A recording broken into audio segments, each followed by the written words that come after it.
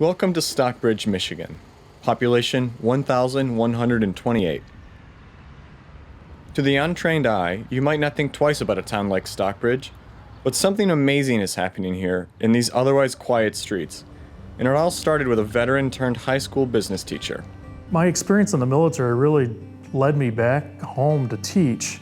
I enlisted in the Michigan Army National Guard when I was 18 years old and still in high school.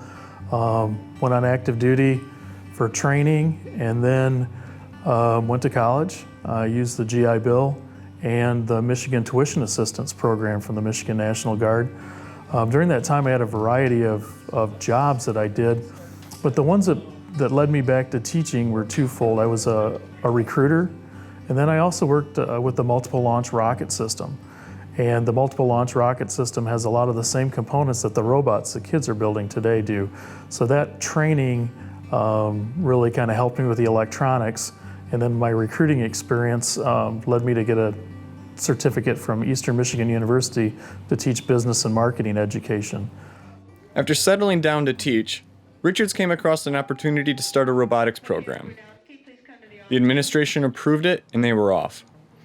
In 2009 or so, Josh Nichols, who teaches at the elementary school, and I were coaching girls soccer.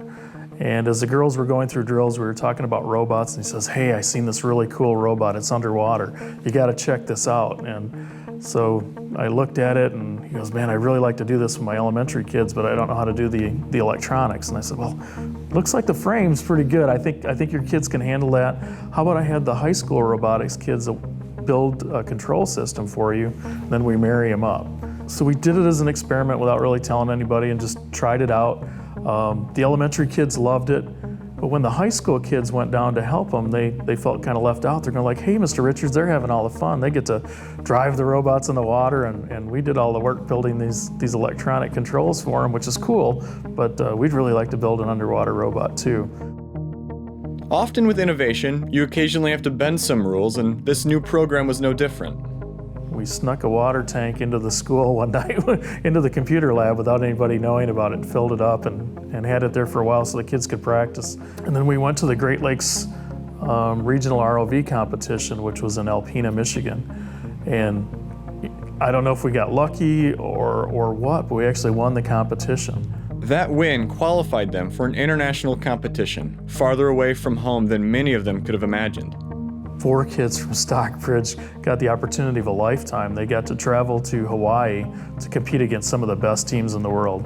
I mean, they were competing against the likes of MIT and Georgia Tech and Dartmouth. It was a pretty amazing experience to come from a little farm town and fly all the way to Hawaii.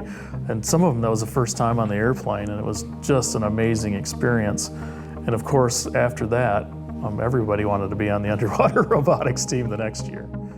Mr. Richards, in fact a Stockbridge High School alumni, saw a problem and realized that he had a special set of skills to solve it. Combine the world of robotics and engineering that he was taught during his time in the armed forces, and his degree in business marketing. Because I have a lot of advanced students, we're really looking at accomplishing a mission or accomplishing a goal. And for my advanced class, that goal is to build a robot, deploy it 8,000 miles across the Pacific Ocean to Palau, and then to actually use it to assist searching for missing service members. That brings in a lot of skills. The logistics of just getting there is huge, and the kids are all participants in that.